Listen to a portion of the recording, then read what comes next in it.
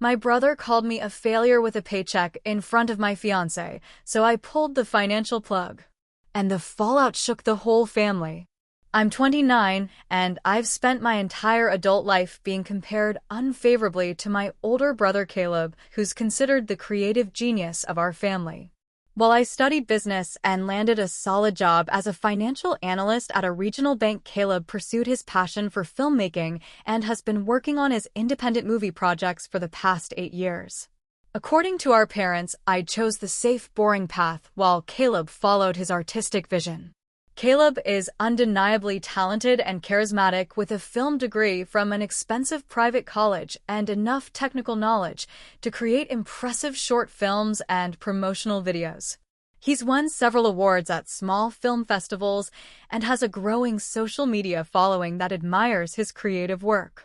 Our parents are incredibly proud of his artistic achievements and constantly share his latest projects with friends and extended family. The problem is that Caleb's artistic pursuits don't generate enough income to support himself independently.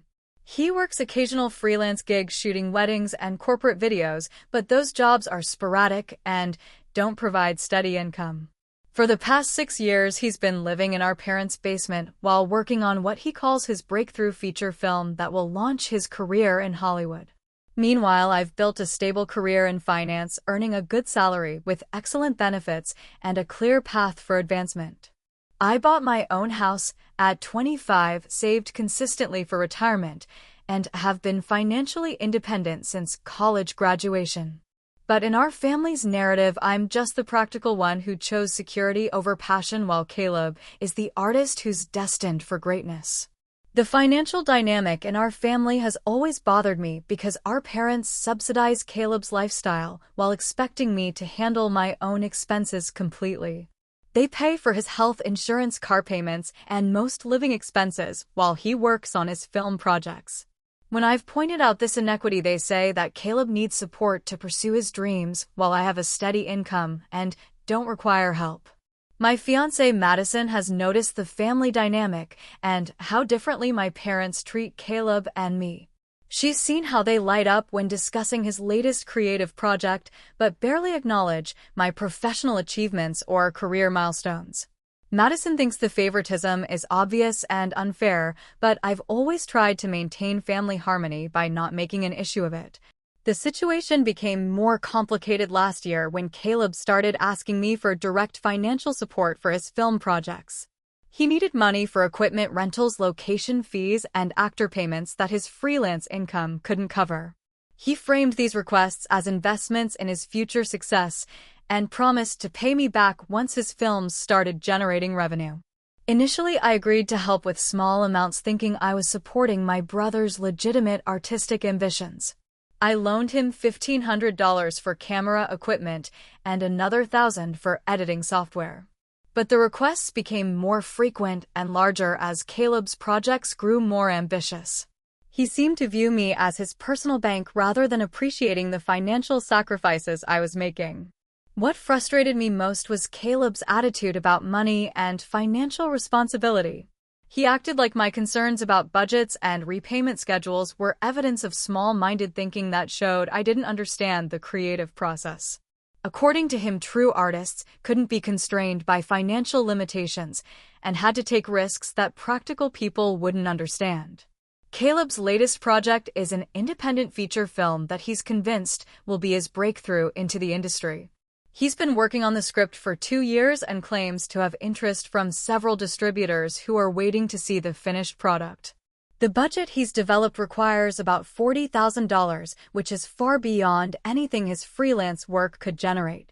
He's already spent 6 months trying to raise money through crowdfunding campaigns and grant applications, but hasn't secured enough funding to begin production. That's when he started pressuring me to provide the remaining money he needs, claiming that my support would make the difference between his dream becoming reality or remaining forever unfulfilled. The pressure from Caleb has been constant for months, with him sending me business plans, budget breakdowns, and examples of other independent films that became profitable. He's enlisted our parents in his campaign to convince me that financing his film would be a smart investment that could benefit both of us financially. They've started hinting that I should be more supportive of my brother's career aspirations. Madison has been increasingly frustrated with how my family treats me and has started questioning why I continue to enable Caleb's financial irresponsibility. She points out that he's 31 years old and should be supporting himself rather than depending on family handouts. She thinks my parents have created a situation where Caleb will never become truly independent because he doesn't have to face real consequences for his choices.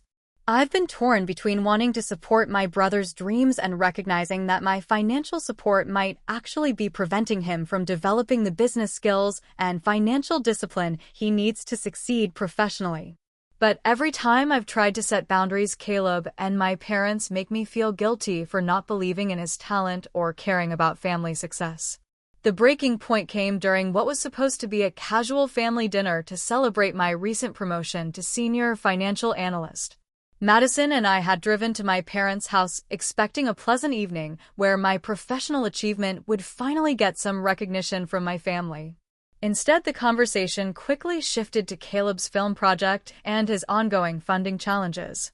Caleb had prepared an elaborate presentation about his movie complete with storyboards, budget projections, and examples of similar films that had been successful at film festivals. He talked passionately about his vision and the unique story he wanted to tell while our parents listened with rapt attention and asked encouraging questions about his creative process. When Caleb finished his presentation, he turned to me and made what he called a formal proposal for my investment in his film. He said he needed $35,000 to complete production and that he was offering me a producer credit and a percentage of any profits the film might generate. He presented it as a business opportunity rather than a family loan. I explained that $35,000 was a significant amount of money that represented a large portion of my savings. I said I'd need time to review his business plan carefully and consider whether it was a sound investment. I also mentioned that I had my own financial goals, including saving for a wedding and eventually buying a larger house. Caleb's response was immediate frustration and disappointment. He said he'd expected more support from his own brother and couldn't understand why I was being so hesitant about helping him achieve his dreams.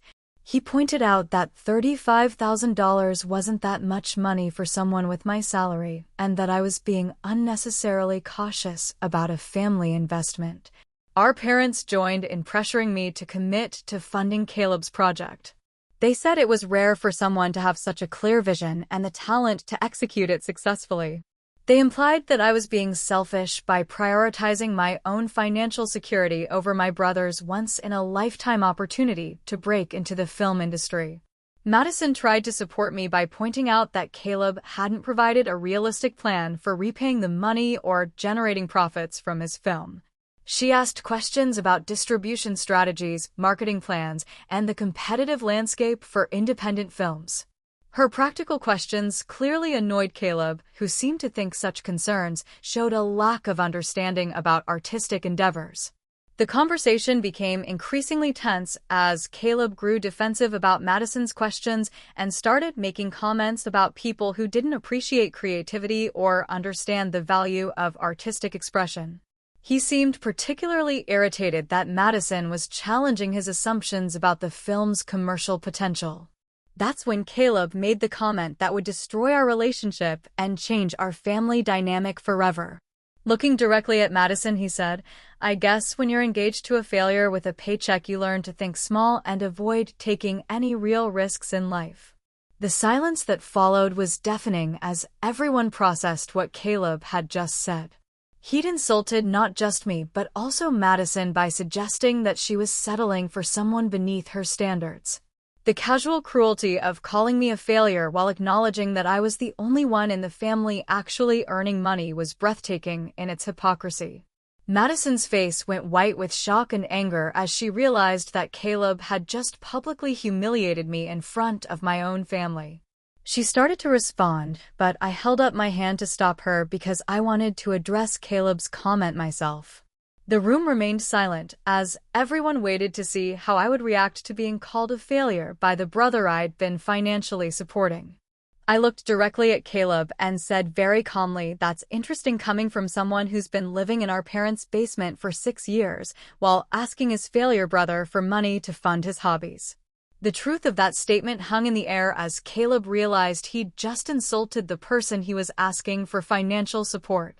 Instead of apologizing, Caleb doubled down on his position, saying that at least he was pursuing his passion instead of selling out for a corporate paycheck. He claimed that he'd rather struggle as an artist than succeed in a meaningless job that didn't fulfill his creative potential. Our parents nodded along like this was a reasonable perspective rather than recognizing how insulting it was to me. That's when I made the decision that would change everything for my family's financial dynamic. I stood up from the dinner table and told Caleb that since I was apparently a failure, he shouldn't want my money funding his projects. I said I was withdrawing my offer to consider investing in his film and that I wouldn't be providing any more financial support for his artistic endeavors. The reaction to my announcement was immediate panic from everyone except Madison, who looked relieved that I'd finally stood up for myself. Caleb went from smug confidence to desperate backtracking as he realized that his insult had just cost him his primary source of funding.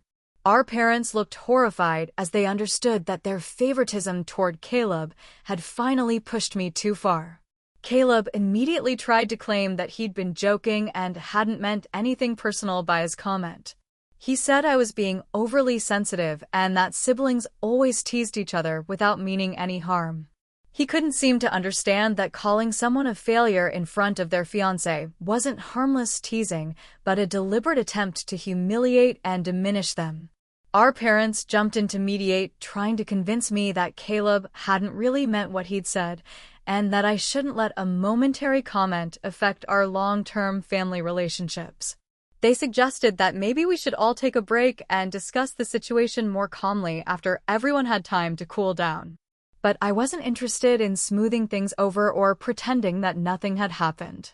I told my parents that Caleb's comment had revealed his true feelings about me and my life choices.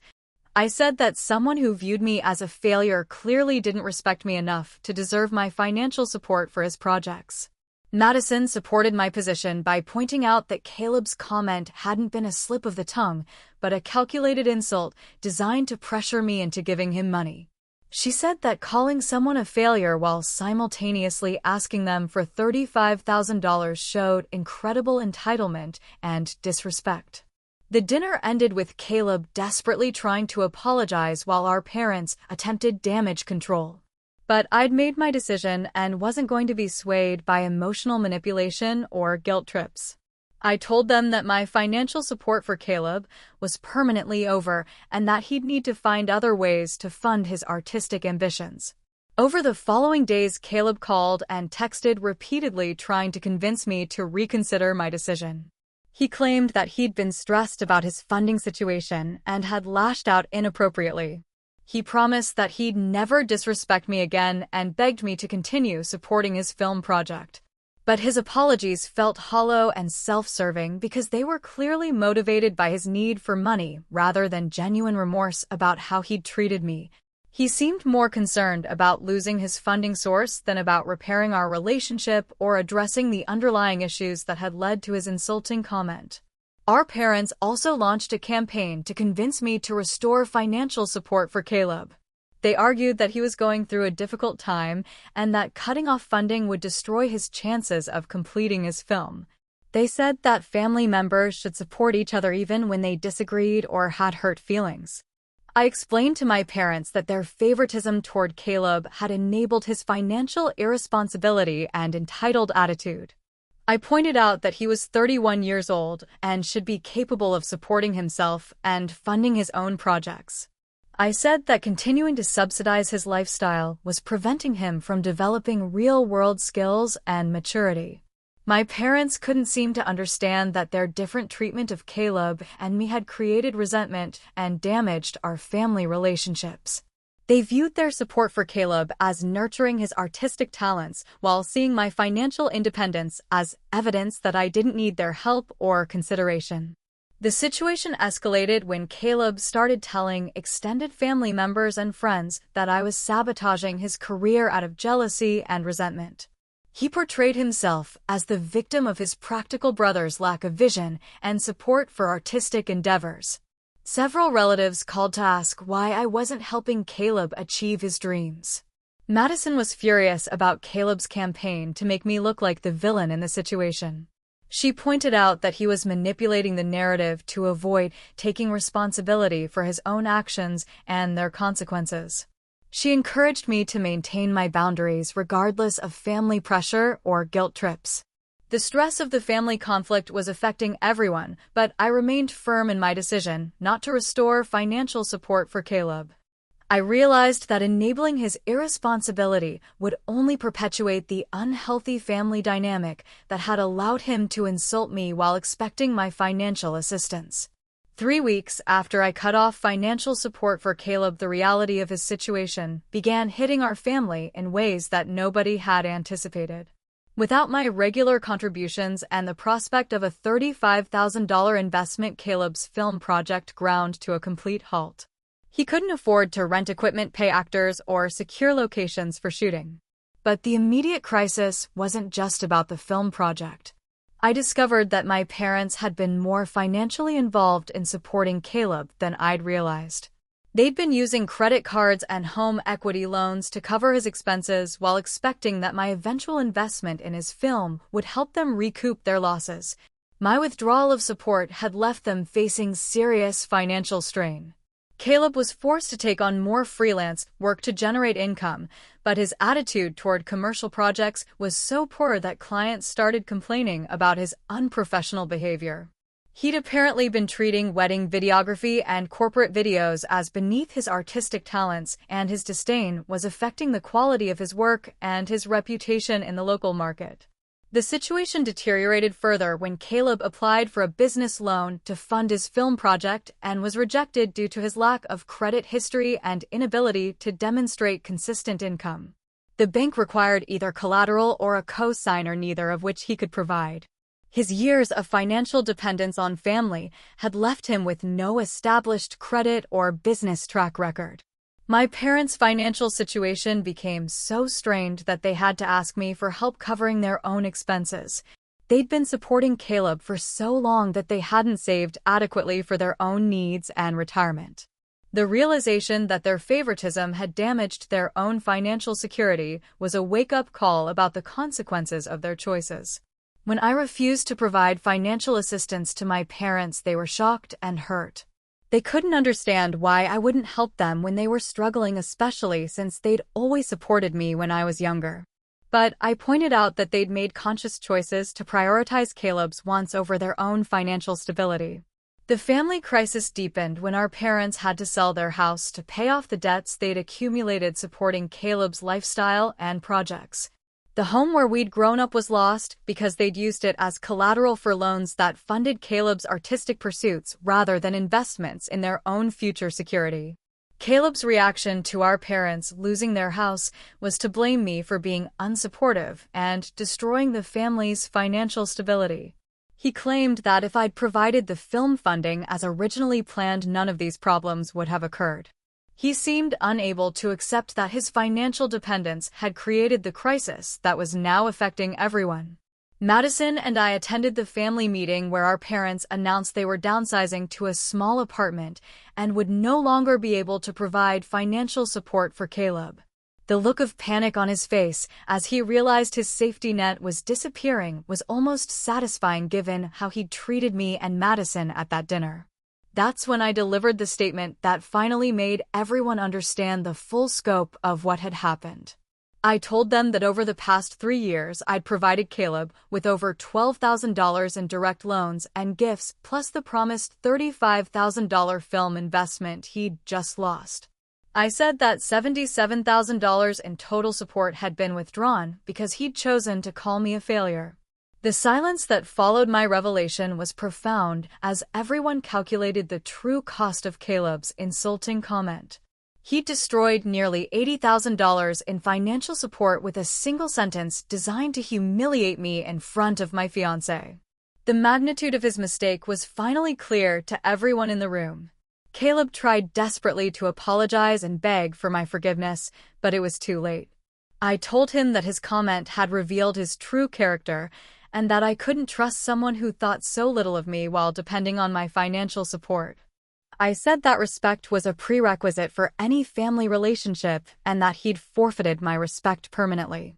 Our parents finally began to understand how their favoritism had damaged both of their sons.